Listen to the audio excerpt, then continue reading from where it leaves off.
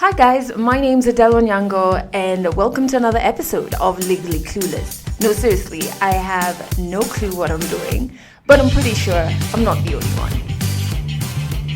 We are inching closer to Christmas and that's all that matters. Like, I'm not even going to start by greeting you. I'll start by giving an appeal. If you live in Nairobi and you know where I can get a healthy looking Christmas tree, the fake ones, please, do send me a comment or a DM. Our Christmas tree, I think we stored it badly. So it's stuck in a weird angle and then it's just looking emaciated. It's not a good look for somebody who loves Christmas. So DM me, comment me if you have details on that. Ignore it if you're just thinking, we're not even done with November, November is just a haze. The real goal is to get to December. Speaking of December, in last week's episode, I did do a call out for Christmas stories. So if you have what you think is an interesting story of something you witnessed or experienced around Christmas time, maybe back in the day, maybe last year, or something that is going to happen this year and you're nervous about, whatever the story is, record a 1-minute demo of it. That's on WhatsApp voice note or audio note, whatever you call it, and send it to the WhatsApp hotline for this podcast, which is, let me just look it up. There we go. +254 768 628 790. I have only one slot left, and thank you to everybody else who has sent in their audio notes. Y'all are awesome. It was really great to get like audio notes from Uganda. I was like, oh my God, the family is beyond borders. So this past week has been so difficult for me on a mental and emotional level. My anxiety was uncontrollable. I was waking up tired and I still had so much to get done. I found myself getting very disinterested about certain projects or things that I'm involved in. It was very hard. I was doing, though, a lot of breathing exercises and my Mind Shift app was like constantly open. So it was a week of just feeling overwhelmed, thinking about everything that I have to do before the end of November in terms of like my projects and Legally Clueless. I was doubting myself a lot more than usual. I was being very unkind with my thoughts about myself and the words I was using on myself. Like, it was just so much to handle. And then I wake up this morning and then my period comes. And so I noticed a very weird trend where my anxiety is on overdrive a week or two before my period. And I'd seen somebody talk about it on Twitter before, that it's actually a thing. But it was just in passing and I was like, okay, cool. So I didn't think too much about it. But because of how bad this past week was, I was like, shit, let me just get up and read up on all of this madness. And of course, naturally, my PMS is terrible. Like, my emotions it's just exhausting trying to control them. But then I started reading up more about it and discovered 2 other conditions, you could call them, PMDD and PME. I'm not even going to attempt to pronounce what they stand for, but I'm pretty sure if you Google, you'll just see them there. Yes, whenever I feel something in my body, I do the thing of, which is Googling, like, am I dying? What do I have, right? I'm not saying I have either of these, but some of their symptoms seem very relatable in my case, like PMDD, which is a mood disorder.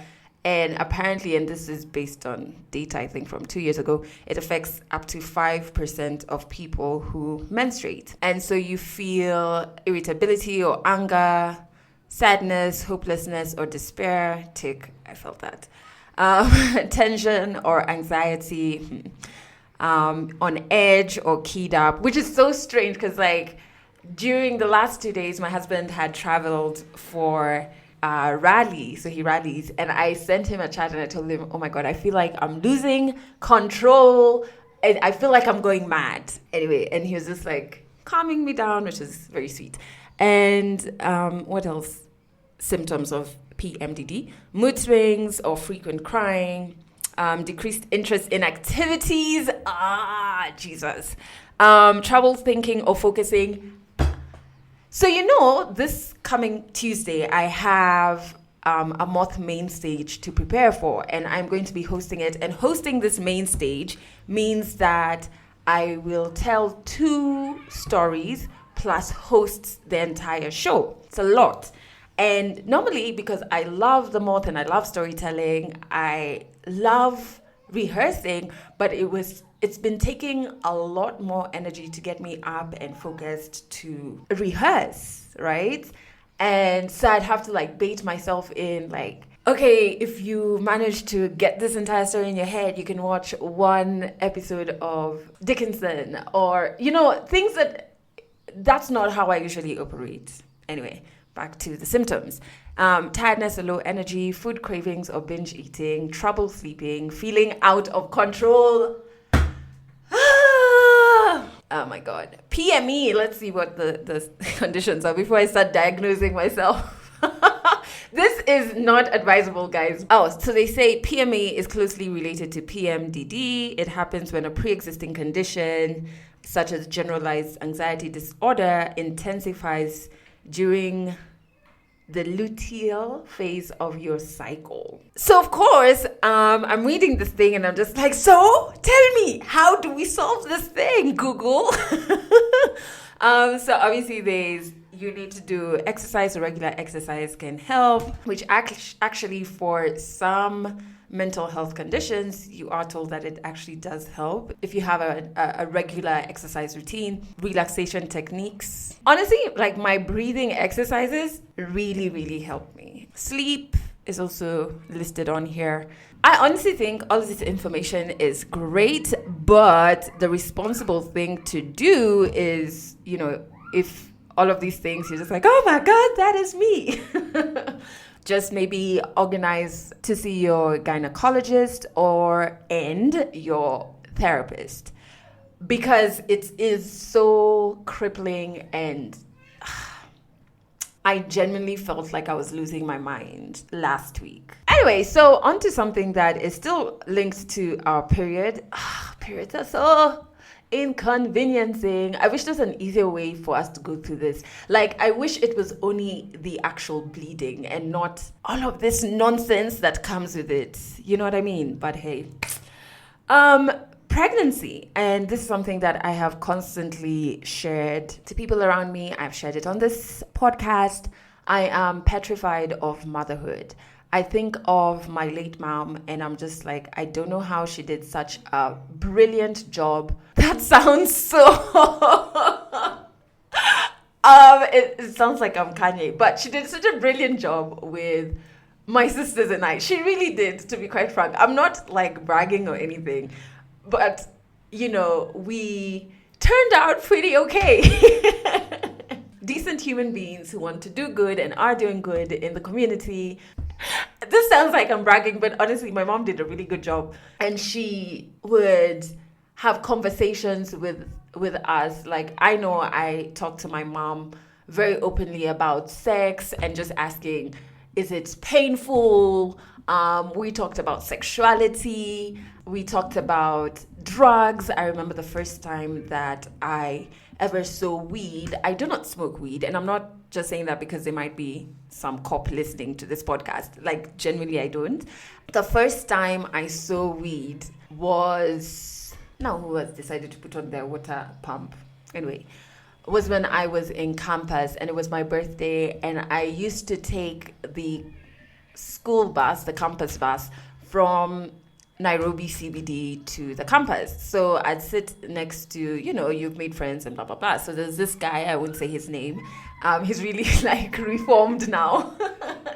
And he was like, oh yeah, it's your birthday. Well, I have something for you. So then he opens up this small tin thing. It looks like maybe a card holder. And he opens it and there's dried up broccoli in my eyes at the time. And I was maybe 18? And I'm just when it comes to birthday gifts, this is the strangest one I have received yet. Is this paraphernalia for witchcraft? What is this? And he's like, yeah, it's weed. I got off that bus so fast. We were at the gate of the campus. Instead of going in with the bus, I got off at the gate and I was just hey, this man is trying to get me arrested. And I sent my mom an SMS. I was like, please come home early. We need to talk ASAP. This is an emergency or something like that. And it's so dramatic, my God.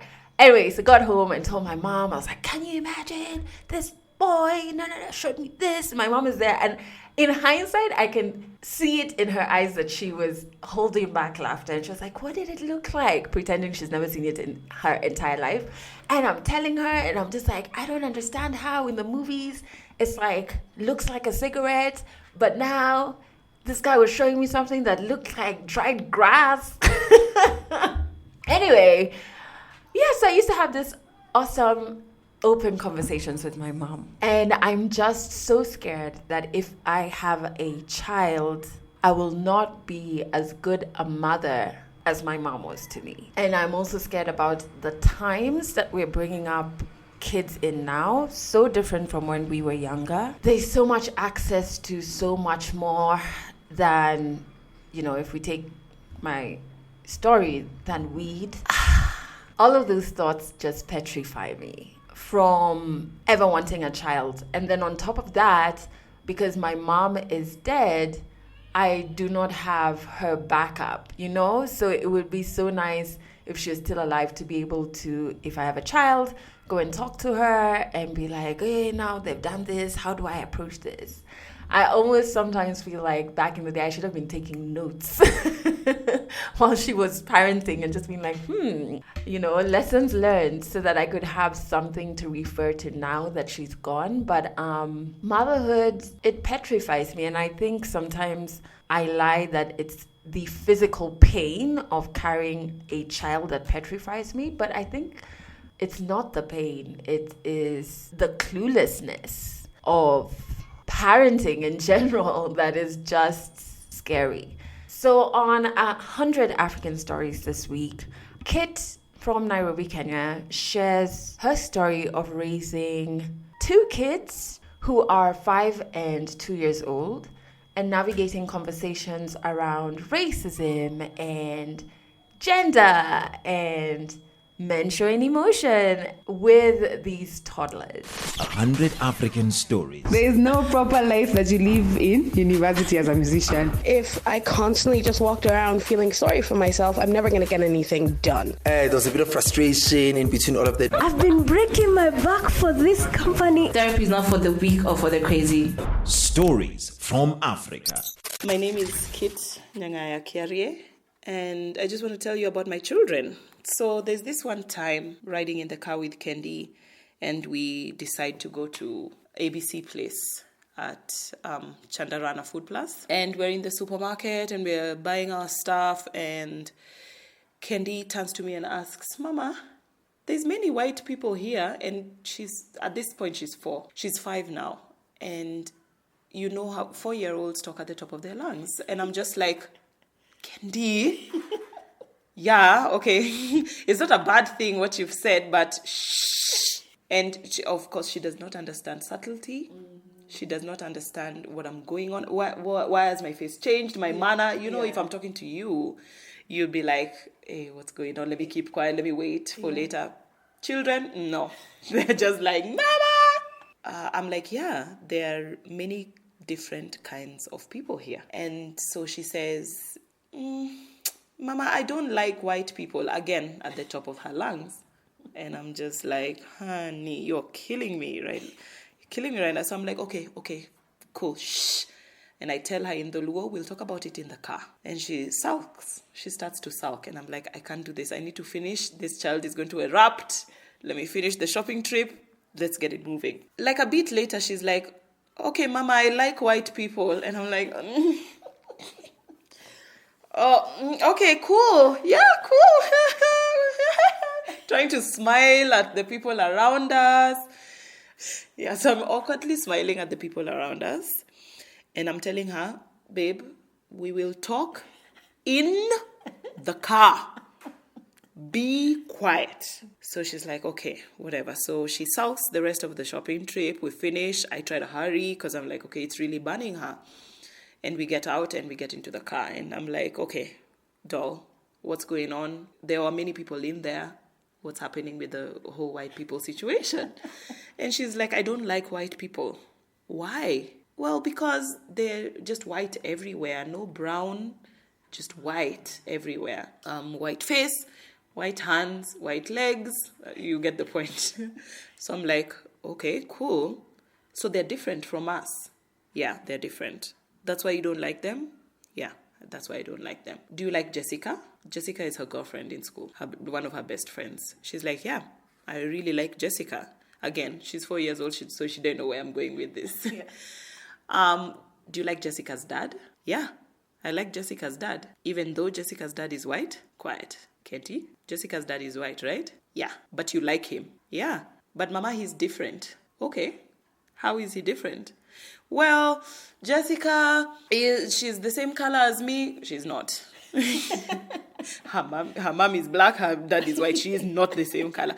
We go to the same school. She's brown like me. Her hair is like mine. It is not. The hair is different. Kendi has locks. Jessica has long, wavy baby hair. And yeah, so that's why I like her, because she's like me. So I'm like, cool. And Jessica's dad is not like us, but you like him? Yes, I do. Well, there are different types of people. There's some brown people, there's some white people, there's all types of shades of people in between. Short, tall, fat, thin. Just because somebody is different from you doesn't mean that they're bad. So she nods her head, and I'm like, okay, mom moment. I did it. Give me a trophy. Somebody just give me a trophy now. So I start the car because, okay, see, the conversation is over. I did my thing. Drive, we didn't even leave the gate. And she's like, okay, Mama, I like white people. And I'm just like, okay. You can like one person specifically, but you don't have to like the entire group or hate the entire group. Now I'm trying to teach my child about race. And racism, wow. Another moment that really sticks out is with my 2-year-old. He's now 2. At the moment, he was 1. We're just hanging out in my living room, having a party. And he gets up and hits his head on the coffee table. And it's like, hits his head on the coffee table. It wasn't just like a little ding. It was like, woof!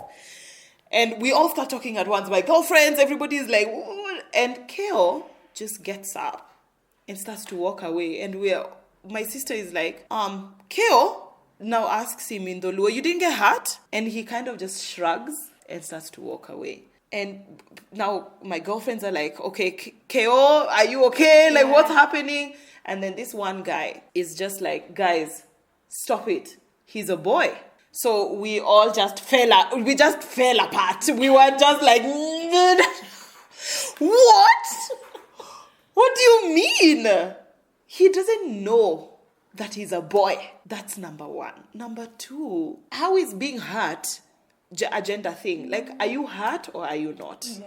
We are asking him if he's hurt. We're not asking him if he has male genitalia. We're just asking him, are you hurt? Yeah. And why are you not reacting like you're hurt? Because we thought it was a really big hit. It seems it is not, right? Anyway, this guy is like, no, he's a boy. He has no time to be upset about being hurt. So I was like, wait, David, let's call him David. David, this boy will lie down on a supermarket floor and cry for like 15 minutes for not getting his way. This boy cries. It's a baby. He cries all the time. He cries when he's hurt. He cries when he's upset. He has no idea that he's not supposed to cry because he's male. And what you're actually essentially telling me is that I should not encourage him to cry. And he's like, no, don't mulika him. Don't tell us that he cries. I'm like, at that moment, he was 1 year and 4 months. So he was like 16 months old. Don't mulika him. I'm like, David, hold on. Wait. Huh? You want me to protect my 16 months old ego? He doesn't know he has an ego. He doesn't know it's worth protecting. He's a baby. But I should begin at this point lying, withholding the truth about my son's emotions because he's male. Even though I don't overtly tell my son don't cry, he will learn not to cry because he hears me telling people, oh yeah, he's tough. Oh yeah, don't worry. He's good. He's, all these manly adjectives. I don't know. You can give me some. And at this moment, like, my girlfriends were trying to talk over me. Like, everybody was just so upset about We're just like, this situation doesn't work. I'm married to a man who lost his father when we were in school together, and he never cried. And his father was his only parent. His mother left when he was 3. His father was his only parent for 20 years. His father died and he didn't cry. This man standing there. I had never met that dad. When I was at the funeral, I cried so much. My boyfriend at the time asked me, did you know him? Because the way you are going on is like, I said, no, I didn't know him. I'm crying for everybody here who's not crying. I was so shook. I couldn't believe that your father could die and you don't cry. And that's the world I'm bringing up my son in. To be hurt, like broken to your core, and not show it. I'm contemplating bring him up in Italy, where men kiss other men, kiss their brothers, they kiss their fathers, cry, have dominion over all your emotions. There's no weak one, there's no strong one. I mean, because we're taught, men can be angry but not sad. I mean, I watch all these movies where there's these men just like crying and going after this person who took away their child or whatever and fighting for their wife's honor and, and tears are streaming down. These tough men.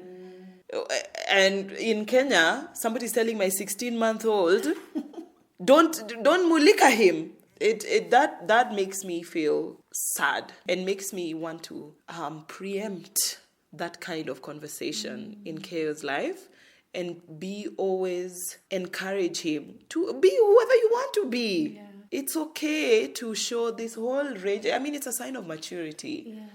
Showing a whole range of emotion. You don't only have to stick to one. Show this whole range of emotion when you need to, however you need to. And then you're a person. Human beings are like that. I'm consciously trying to be the same as how I was brought up, because my parents have been social development consultants all my life. They still are.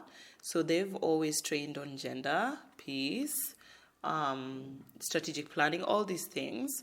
And so they were always aware. My dad is the first feminist that I knew before I knew what a feminist is. He's always been a feminist. He brought us up in so deliberately to be like, you're a girl and that doesn't mean anything. It's neither here nor there. It doesn't take away or give you anything. It's who you are. This is how to get what you want. This is how to protect yourself. This is how to change a car tire. This is how to check oil in the car. This is how to dress. And I have never heard my father say that dress is inappropriate. Never. Even because my sisters wear the shortest shorts I have ever seen. They just love it. I'm just like, my thighs are too thick. Somebody told me my thighs are thick somewhere, in my teenagehood maybe, and I decided I have to cover them. My sisters don't have that burden. So they wear shorts where their ass cheeks are hanging out. They look good, and my dad would be like, oh, nice shorts, mama. So we grew up thinking that men in your life don't have a say on what you wear. And that's empowering. Yeah. Because you're not trying to get their approval. They don't have that over you. So that's how I'm trying to raise my children. My generation were not raised like that. My generation were shut down, put down. And our mothers were the ones who were fighting in Beijing. The ones that we look down upon now. Us millennials are like, those women don't know anything. They have been, sucked on. They were fighting for us. We're where we are because of them. So our generation, we were just like told, no, don't do this, don't do that, don't do this, don't do this, that's wrong. Because you're a girl, because you're a boy. and I'm trying to preempt that in my children. My generation, I'm 33. So we are trying to raise woke children. We're woke. The wokest generation since Jesus. We're trying to raise woke children, but we're failing. We are failing. I think we are failing we're not really guiding our children, okay? So our children come and then they want to, whatever children want to do. And we think it's our duty to let them do whatever and just run around like headless chicken. No rules, no discipline. I cannot imagine sitting in front of a TV from breakfast to dinner. And I'm a full-grown adult. This is what we do to our children. Even when they are asleep, the TV is still on Jim Jam. They're napping and they can hear Jim Jam in their dreams. I'm just like, it's sad. Because my daughter can tell me anything, like I have taught her, speak your mind. If somebody bullies you, you tell them no. If they don't stop, punch them in the face. And I'm known to make an announcement at gatherings and be like, hi guys, I have instructed my children to beat your children in the event that your children bully mine. So please tell Jaden not to push Kendi around. So one of the most recent ones that I can think about is I sent her to turn on the light, and I told her, Kendi, go turn on the light. And she said, no, Mama, you turn it on. And I looked at her and I looked at myself and I was like, am I in this situation? Is this a dream? Is this a dream? Because my own child is, and I'm like, Kendi, what? And she's like, but Mama, it's not my house. Do you know, Adele, I got up, I walked to the front door and I opened it and I told her, get out. Please, you're free to go. If it is not your house, get out. She started to cry. She was like, okay, Mama, I'm so sorry. It's my house. I'm like, babe, too late, get out. I kicked my 5-year-old out the house. I wasn't having it. She pleaded, and I told her, look, don't talk back. But there's a way that I need to tell her, don't talk back, but talk back. You know what it is? That's so difficult. That balance, I don't know where, I'm still trying to find it. Yeah. Don't talk back, but talk back. Always talk back. Always talk back. Yeah. just not to me. So I'm constantly trying to find that balance. Keo, I think it was yesterday, I just slapped him across his little face. Yeah.